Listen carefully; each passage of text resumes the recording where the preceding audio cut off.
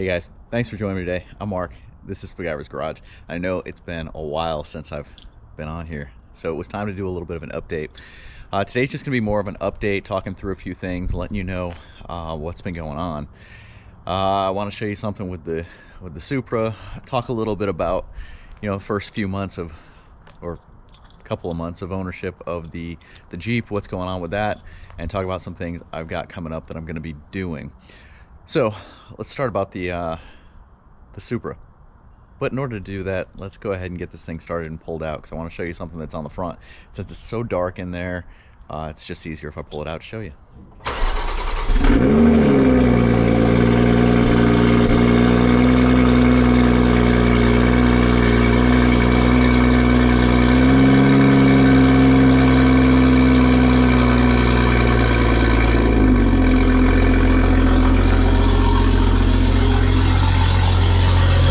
All right, so what I wanted to show you guys with the Supra is that on Veterans Day, so November 11th, I was driving down to my mom's in Virginia to go surprise her, go say hi, see her for the weekend. And on the way down, it was raining. It was raining really hard. And when I got down there, it had stopped raining. I started cleaning the car, and I found this, and I was a little bit upset. So let me show you what I found. All right, so right here on the hood, you guys can see that. So I've got PPF right here.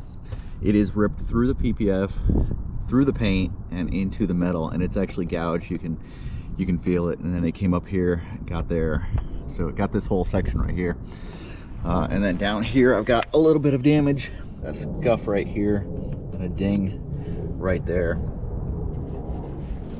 So I haven't been too concerned with it because really I haven't been driving the car. It's been about 2 months really since I've driven the car. And during those 2 months I've driven it 1 or 2 days, but not very much. Since it's been cold, it's just too much power. Even with these 305s, it's just too much power for the cold temperatures. So I've finally filed the insurance claim, and I'm waiting on everything there. So I've taken it to a shop, gotten an estimate, and it's just now a matter of getting that stuff repaired.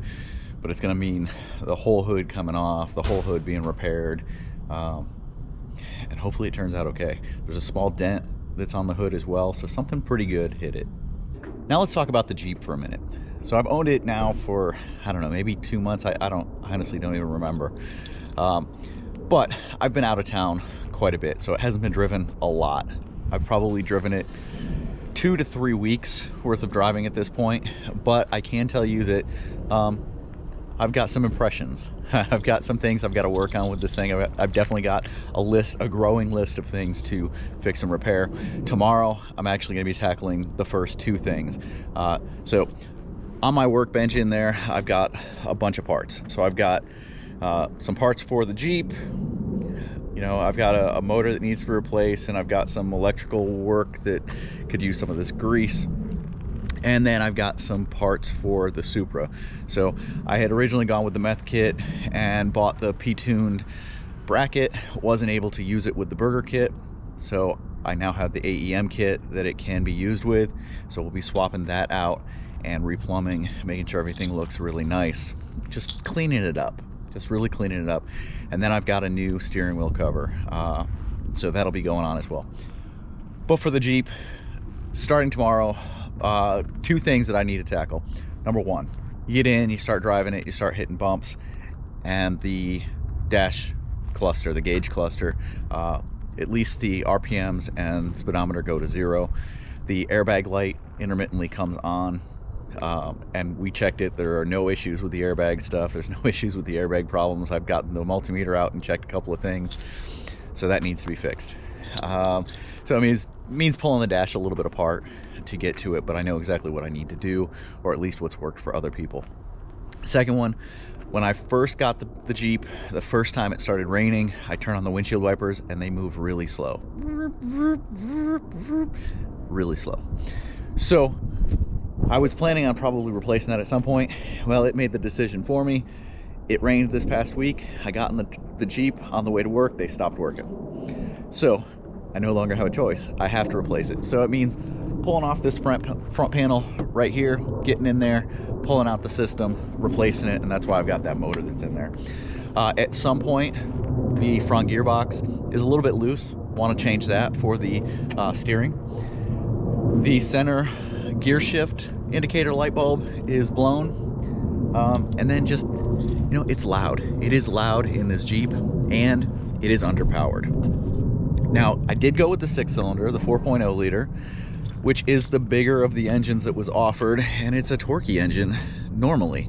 I don't know if it's that it's because it's old, it's a little bit beat up, or that it's paired with the automatic, or it's these. It's probably these. But, you know, it has no real get up and go. It is definitely not going to get me any tickets. And up hills on the interstate, the hills around here are not just like rolling hills like in Oklahoma. There's some real hills around here. I struggle to keep this thing over 50-55 miles an hour. I've got some grades around here that 45 is all this thing will give me, and that's it. And as I'm doing that, I can almost watch the gas gauge go down. So got some ideas, some things we might work on to try and improve the power. We'll take a look at some simple things first, and take a look at is it breathing okay? You know, is that filter good? Is the filter clogged? Is it getting good air? What do the fuel injectors look like? Are they clogged? Are they spraying good? You know, I could go to a 62 or 63 millimeter throttle body from the 57, I believe, that's on there, and that should help. I could get a small tuner for it, but we'll figure these things out as we go. All right, guys. We will be working on those things starting tomorrow. So I'll bring you guys along, set you up, talk you through what it is that I'm doing to the Jeep. And then when we start doing the things to the Supra, first, I'm going to get it repaired. So once I get the estimate back, I'll get it into the shop. When I get it back, after paint's been repaired, we'll get under the hood and we'll start working on the meth stuff. We'll pull the steering wheel off and do the steering wheel cover the right way this time. The first one that I had, I did it with it still installed, and it does have a couple of spots on the back that I'm not extremely happy with. Plus, I wanted to change the color up and change the material up. You'll see what I did. All right, guys. Hope you enjoyed this. If any questions, any comments, leave them down below. If you haven't done so before, go hit that subscribe button. Helps me out tremendously. Costs you absolutely nothing. Lots more videos to come.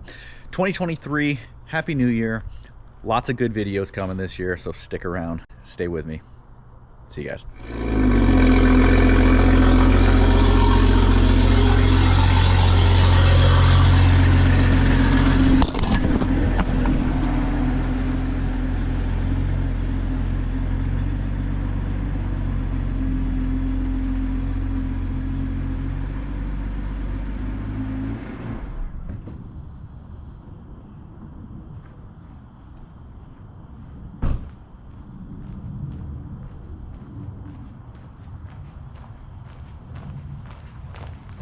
Oops.